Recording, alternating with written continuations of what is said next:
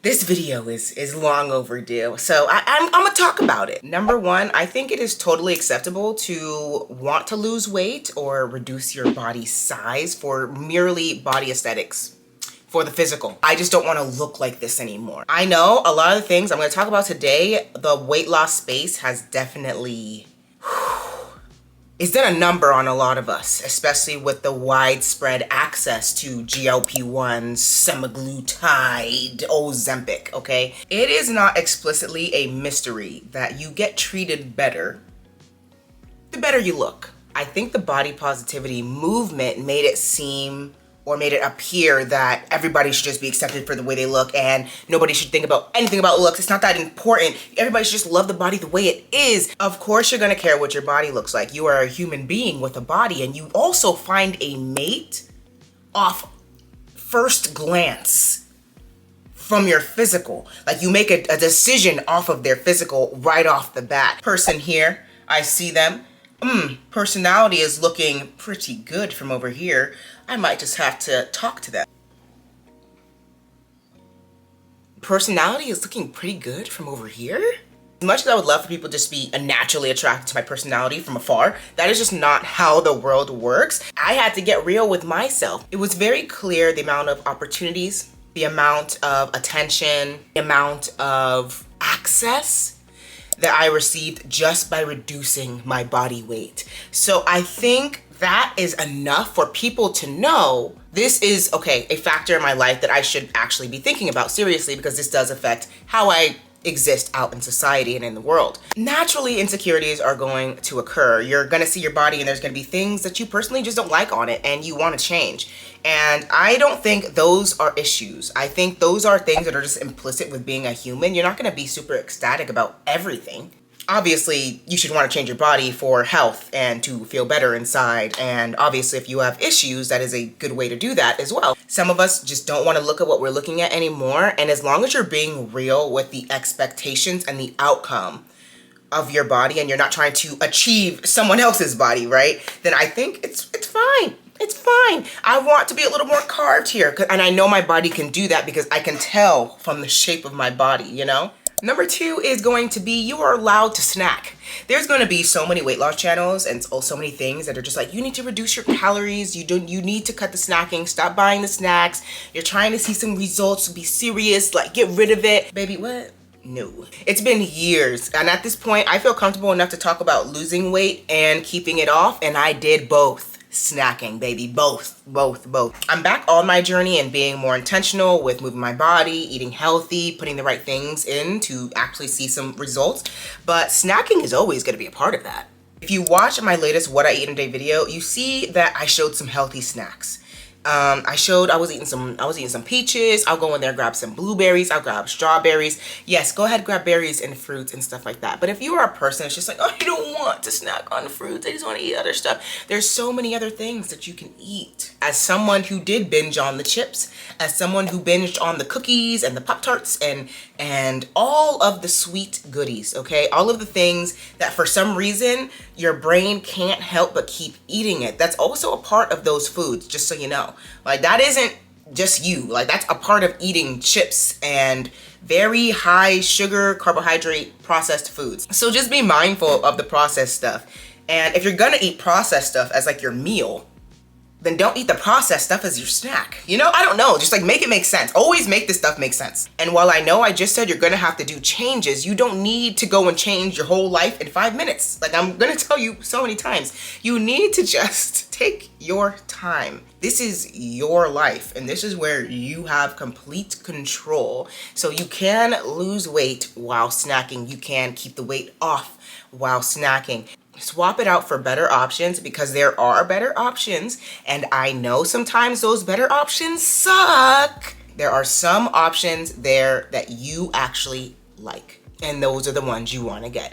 That's why you see acai on this channel all the time. I know there's gonna be plenty of weight loss content that's out there that's gonna say, no, you need to give your digestive system time. You can't just be loading it up with calories over and over again throughout the day. It needs time to rest. That's why you need to fast.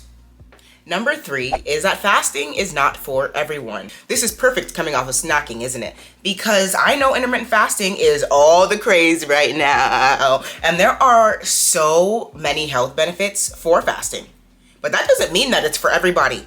Okay, I need everyone to know that as well. It's not for everybody. If you feel pressured to be fasting because other people are fasting the same way, if you feel pressured to get on Ozempic because other people are taking Ozempic, do you have money to go buy Ozempic? I don't. Also, that's for diabetic people. I'm not also sure why we're exploiting this drug. But anyway, there are a lot of benefits to fasting, but not all those benefits are going to benefit you, especially if you are someone that struggles with gastrointestinal issues and you know that you need to be eating at a certain time in order to avoid certain flare-ups and things like that. I have been fasting for a very, very, very, very long time before it was an intermittent fasting craze. But when it did become a craze, I did do the hyperfixation, go way in depth, find out all the benefits, find out how good it is to lose weight on, how it regulates your blood sugar, how it does so many positive things. That time that you're going to bed, you're fasting anyway. Just because you don't want to extend it to 16 hours doesn't mean you have to, you know? Like, you don't have to do that. If you're looking for that edge, if you feel that you have a lack of control with food, then I think that fasting is a good way to try and gain a bit more control because it teaches you the discipline of food that you don't need to constantly be eating. But it isn't for everyone, and that is ultimately my point. Number 4, slow is better. You don't need semaglutide or GLP-1s or a magic pill to do anything like this.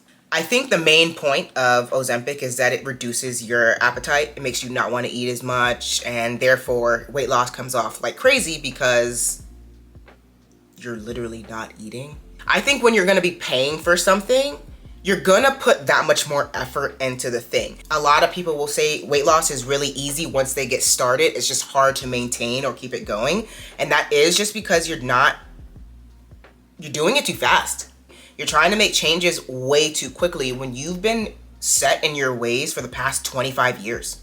Who you are, how you show up, the habits you have, how you eat, how you think about food, these things have not only just been cultivating over time, but you've just been doing actions and habits the whole time. And those are instilled in you. And you're trying to change them in 2 months? Why would you try and change something in 2 months that you've been dealing with for 25 years? And I think when I was like really in the sauce, it was really easy to get caught up in things that people were saying, the information that's out there, and quick fixes to this problem that I'm having. Make it always make sense. I know there are plenty of people out there that hit the genetic lottery. I know there are plenty of people out there that have the body tight, body right, and they ain't gotta do nothing. And they can just eat whatever they want. They can have an excess of calories and they're just fine. But that's them. Let them exist in their glory. Let them exist in that one aspect of life that works out great for them. I just know that this is a massive aspect that a lot of people don't have control over. And because of that, that's why it's always going to be exploited and people are going to try and make profit off of this because it's a lot of mental BS. A lot of these things are going to be very obvious, but because of the mental things holding you back, keeping you from doing what you need to do, oh, you got ADHD. Don't have ADHD now. Your executive function is all kind of dysfunction.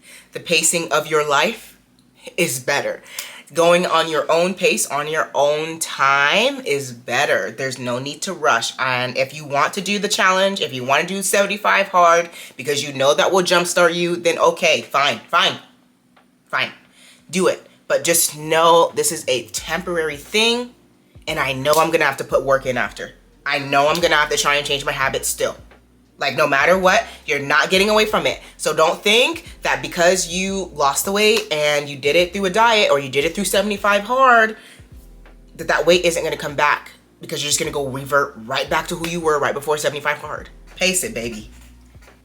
Pace it. Number 5, last but not least, is that you don't need to exercise. This is an extreme unpopular opinion for me, and I wasn't even sure if I was going to talk about this because I don't want to promote people not moving because it will only benefit you to move, not even just for weight loss, but in general. But I know how difficult it is to want to move when you haven't for a while. That's okay. If you need a minute, like if you're just not there yet, that's fine. That's fine if you are not there yet. That is why I'm saying you do not have to exercise yet, but you do need to get a hold on your food, okay? I'm sorry. You do have to, no matter what, take control of exercise or food and implement these things into your life. There's no escaping. There's nothing that anyone can say or anything that you can do that's going to change the fact that you have to watch what you eat, or you have to watch the fact that you're, you know, moving, not moving, lack of, whatever. Most important aspect, obviously, is going to be what you're putting in your mouth. The quickest thing, because you know that you eat every single day and that's a choice that you have to keep making every single day no matter what, it's a good place to start. And it's a good place to start, like, for months, if that's the case. If you want to go 6 months without exercising or doing like weight training or whatever, I think it is fine, because you're gonna end up seeing the results through the calorie deficit or through, you know, making those swaps and those healthy changes through eating, that inevitably you're gonna want to move your body to tone up or to see more progress or to accelerate whatever we have going on. The natural flow of this is that you're probably gonna end up wanting to move anyway. Like you're gonna end up wanting it as soon as you start feeling and seeing those changes. And even if it doesn't happen right away, it will happen eventually, especially if you're seeing results. So, I know that you had plenty of thoughts throughout this video, and I am requesting that you leave them down below in the comments. Please tell me if you agree, if you disagree, some nuances that you've really learned or experienced along the way. I hope you enjoyed this kind of like talking head, stream of consciousness type of video. Make sure you leave a like so it spreads to others, and I will see you in the next one.